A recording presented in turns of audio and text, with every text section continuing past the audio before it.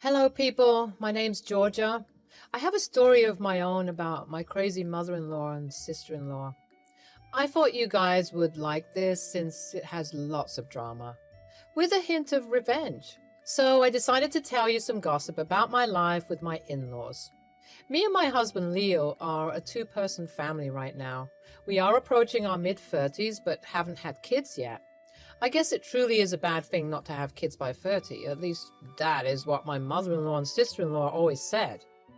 My mother-in-law Paula is one of those people who is expert at making others do what she wants. She can be extremely manipulative and demanding of everyone. While she is easy on her daughter Alicia, Leo and his father John have the short end of the stick. Paula has always been on our butt about having kids. She always said, "When are you two having kids? I'm getting tired of waiting." Paula, we just got married last year. We want to be properly settled before planning our future. We will need time. That is not acceptable at all. You guys should have kids right now. I know you're holding your womb hostage. Leo for sure wants to be a dad.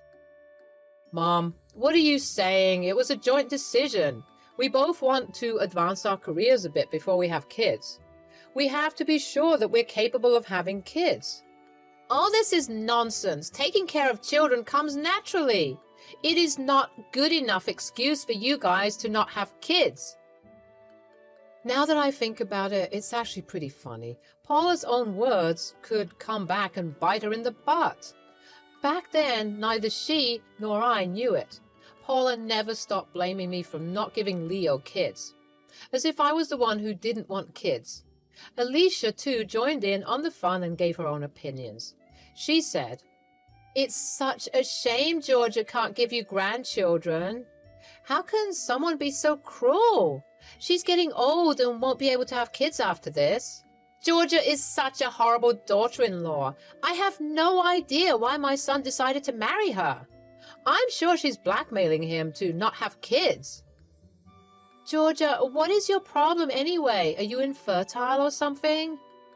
No, Alicia, I'm not infertile, and even if I was, it is rude of you to talk like this. Don't tell her what to do. Alicia's right about everything anyway. She is my only hope now.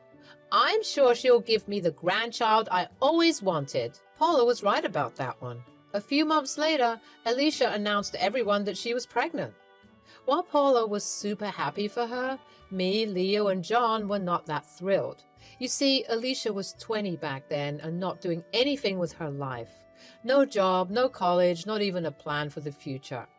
All she did was sit at home and gossip with Paula. So when she announced her pregnancy, we had doubts about how she would take care of the baby. When we expressed our doubts, both Paula and Alicia reacted badly. It's not like we told her to give up the baby. We simply encouraged her to start being more serious about her future. We said, "Alicia, now that you're pregnant, you should start thinking about your career. A baby is a big financial responsibility. You need to be prepared to deal with everything." Why the hell would I think about that? Being a mother is my career. I don't need to do anything else. Since I will have full custody of the kid, his father will pay me money. The father will just pay child support, Alicia. The money will be for the child. Besides, it's not just a financial aspect. You need to start being serious about life. A child is a lot of responsibility. That's what I've been telling her. Alicia, you need to stop being so lazy. You need to be ready to take care of a baby. It can become taxing since you don't take your responsibilities seriously. Apparently, that was the wrong thing to say. Paula and Alicia erupted into anger at our words. They took it as a personal attack. They said, "Dad, you should help out with my finances. I'm just 20 years old. I can't dedicate my whole life to a child. I'm too young for that." Absolutely. Don't worry, Alicia. Me and John will take care of you. Besides, Georgia stays at home all day anyway. She can help with childcare. It's not like she has anything better to do. Yeah, that will teach her how to be a good parent in the future. She sure needs the training. I was pretty stunned at their words. I had no idea why they thought I would agree to babysit a child when I knew nothing about it. Besides, I worked from home and took care of my household. In no way was I sitting idle and doing nothing all day. Back then, I had no idea what trap they were setting for me. I simply thought saying no would do the job. Well, I was wrong. Months passed and Alicia gave birth to a beautiful boy. Baby Andy was born, a pretty healthy child. Everyone in the family was elated. We were all very happy with having a child in the family. Paula was exceptionally happy to have a grandchild, and Alicia was proud to have the first grandchild of the family. However, soon it all became very overwhelming for them. Alicia was losing her mind just a mere week after Andy was born. This girl had no idea how much work a newborn comes with. John and Paula helped as much as they could. However, a mother's responsibility is always more. Soon enough, Alicia was regretting having a baby and started to shift all responsibilities to her parents. The problem was that Alicia and Paula also tried to make me and Leo take over a chunk of childcare. She called us and pestered us to watch the child. Since Leo worked long hours, they couldn't press him as much. However, they pretty much drove me crazy. They said, "You need to take care of Andy more. Poor Alicia is always tired of looking after the baby. Georgia, you should be helping out. Don't be so lazy and selfish." "Andy is a few weeks old, Paula. I do not know about taking care of a child. I have already told you that. Even Leo is the same as me. Leo has work, so he gets a pass. You stay at home and do nothing. The least you can do is look after Andy in the morning. That way, I will have time to live my life a little. Every woman would want to look after a child. It's their job. You're being purposely difficult because I had my first grandchild." "Absolutely not, Alicia. No offense, but you are the one who chose to have a child. Paula and John help you out plenty. It's not my job to take care of your son." "How dare you say that? You are the aunt, and you should look after Andy. Alicia is just a young girl. You're old enough to look after a child. Don't give excuses." No matter how much I tried to make them understand, they wouldn't listen to me. In their eyes, I was a bitter old lady who would rather lounge around than take care of her nephew. I was getting pretty tired of their persistent bullying. However, I had no idea that things would get much worse. One day, I saw that I was added to a strange group chat. It was only me, Paula, and Alicia. I thought that it was really weird that they would add me to anything. I mean, it's not like we were all best friends. Then, the texts started to come in, and I knew why I was in the group chat. They said, "Hey, Georgia, I was texting you to tell you that me and Mom will drop off Andy with you tomorrow. You need to babysit him till dinner." You have to be kidding me. Andy is a newborn. You can't just leave him with me. I cannot look after him. I have work, plus I don't even know how to take care of a baby. "Well, I don't know that either, but I manage. You'll manage as well. I'll be at your house bright and early." No, I will not agree to this. You can't just leave your newborn with anyone at this stage. I'm not agreeing to this. Don't be a jerk, Georgia. My daughter is exhausted from looking after Andy, so we will go have some fun tomorrow. She is a young girl and needs her share of fun. You cannot deprive her of it. Now stop arguing because it won't work. We will drop off Andy with you tomorrow. No matter how many times I said no, they kept pestering me to accept. In the end, they stopped replying to my texts entirely. I was offended and pissed at the fact that they wanted me to be a standby parent. When I showed Leo the texts, he tried to play it cool. He said, "Don't worry about it, Georgia. I'm sure Mom and Alicia got your message. They will arrange something else." There is no way I'm taking care of a newborn, Leo. If they show up, I will turn them away. I can promise you that. Of course you will. None of us are qualified to take care of a newborn. Mom and Alicia won't be that stupid to force this on you. They are tired and must have spoken out of desperation. Leo tried to calm my fears, but for some reason, I was still anxious. With the experience I had with Paula and Alicia, I knew they would try and con me into caring for Andy. I really hoped they had gotten my message and dropped the topic. They did read my text, but never replied. So I was pretty anxious about what they were planning. The next day, my worst fears came to light. That morning, I was going through my usual routine. After Leo left for work, I stepped into the shower to take a warm bath before starting to work. After I was done, I came downstairs to have some food, but when I went to the living room, I heard the cries of a child. Immediately, I was alarmed. The sound was coming from the front door. In my mind, there was only one way there was a child at my door. I went to the door and opened it. What I saw made my blood boil. Andy was crying in her car seat that was right on my driveway. Immediately, I took Andy in and kept him in the living room. It was freaking 100 degrees outside, so he must have been out in the sun for a while. I was furious. Andy didn't even have a diaper bag or formula with him. I had no idea what I should do. First, I called my neighbor who had a child. I begged her for some formula so that I could feed Andy. My neighbor understood my situation and came to give me some formula. She was the one who fed Andy and calmed him down. While she was with Andy, I decided to check the security cameras. Lo and behold, Paula was ringing the doorbell once and leaving Andy in the driveway. I was beyond mad. I called her to get to the bottom of it. When she picked up, I said, "Why the hell have you left Andy in my driveway? The child was out in the heat for at least 10 minutes. What is wrong with you? Where is Alicia?" "You need to calm down, Georgia. Alicia's with me. My poor daughter is tired of being with the baby, so I took her out for a fun day. We will be gone till dinner."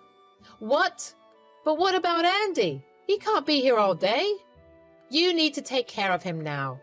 Alicia is tired of looking after Andy. She needs a break. You are the aunt, so you better step up and help out. You sit at home and do nothing anyway." "You cannot do this, Paula. You are insane. This is child abandonment." "Don't be so dramatic. You're clearly at home and can take care of the child. Andy is not abandoned at all." "Listen to me, Paula. I never signed up to take care of the child. You didn't even inform me when you dropped him off here. You and Alicia need to come back immediately or there will be consequences. We are already at a nail appointment. We have way too much planned today. Don't be a witch. Now, I'm going to hang up and turn off my phone so that we can have some fun. Bye." Saying that, Paula simply hung up on me. I was shocked by their irrational behavior. Alicia had also turned off her phone or blocked my number. After 15 minutes of trying to reach them, I was fuming. So I decided to make them face some serious consequences. First, I called Leo to put some sense into his head. When he picked up, I said, "Leo, your mom just dropped off Andy on our doorstep. She didn't even call me, just rang the doorbell and left." "What? Mom did that? You have to be kidding me. Where is Alicia? Did you call them?"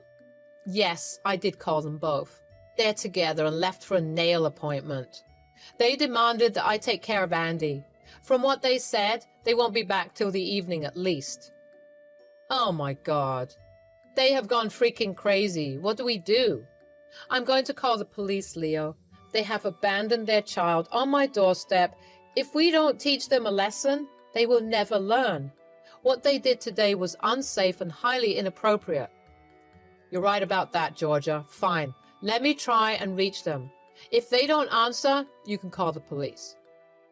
After hanging up, Leo did try to reach Alicia and Paula. The calls never went through. Paula had only left him a message saying that I needed to stop being a witch and look after Andy. Leo was furious and told me to call the police. That started a chain of events that Paula or Alicia never predicted. I called the police and they were at the house in no time. After shaking them all the security footage and text messages, they called CPS and took the baby into their care. I knew that the police tried to get in touch with Paula and Alicia. Since they switched off their phones, the cops were forced to contact John.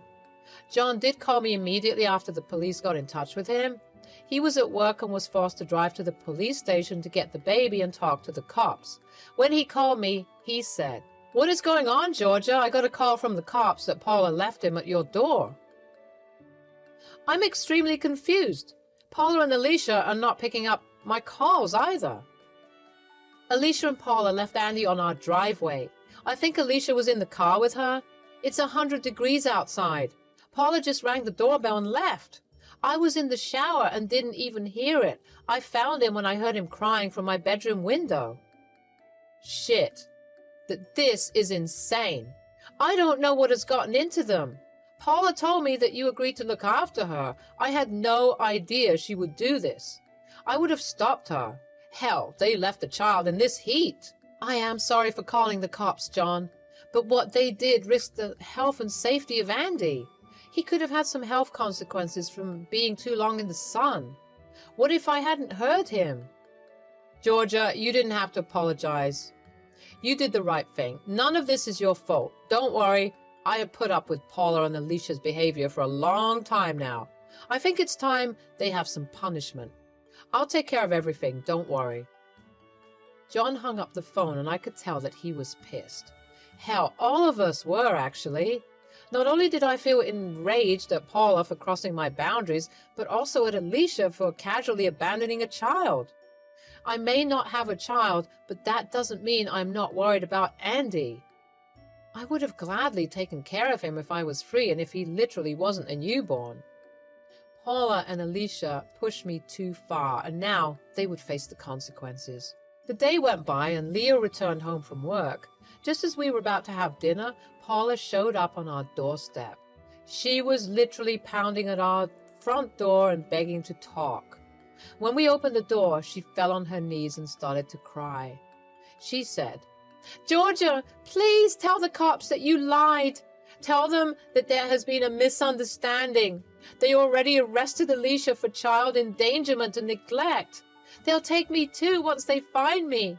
Even the CPS has gotten involved. Alicia will lose the baby. Please don't do this." Both of you belong in jail. You have absolutely no problem abandoning a child. Now, you are here begging for mercy. I've put up with your boundary-stomping acts for so long. Today, you crossed all limits and put a child in danger. We thought Andy was safe. You would have looked after him. I knew you wouldn't turn away a child, so I thought I could just drop him off and leave. This wouldn't have happened if you had just agreed to babysit. Stop blaming this on Georgia, Mom. You have some nerve trying to justify your actions. You left a baby out in this heat wave. You are a monster.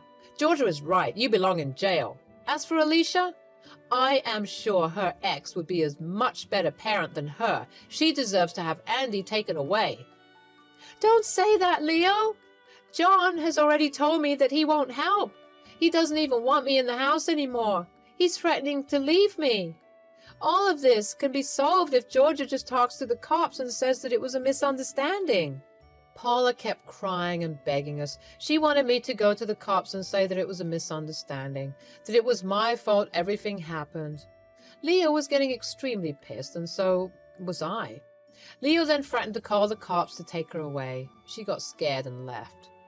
In the aftermath of the police call, Paula was ultimately arrested when she tried to flee from the city. She was promptly put in jail, just like Alicia. No one from the family wanted to help them out. Even John said that they need to deal with their mess. Alicia was forced to give the cops her ex's information so that they could have the baby placed with him. But since he was out of state, they gave us Andy temporarily. John agreed that this would be the best solution at the moment. Andy stayed with us until his dad flew here the next day. He brought his lawyer so that they could get emergency full custody of the child. Paula managed to get bail for herself and Alicia, but they had no place to go. John kicked them out and told Paula that he would file for divorce. Since the house was in his name, they couldn't stay there for now. The duo came to us for help, but we didn't even open the door. Later, they managed to stay with a family friend. However, she only gave them a month to stay, so it looks like both Alicia and Paula would have to get jobs. It seems unlikely that Alicia will get anything more than just visitation for now. She's unemployed with no place to stay. CPS won't allow her to keep the baby, and neither will the courts. Me and Leo have both blocked their numbers, so we are currently staying away from the drama. Only the future will tell what comes out of this. However, we are sure both Paula and Alicia will have way more trouble than they have now.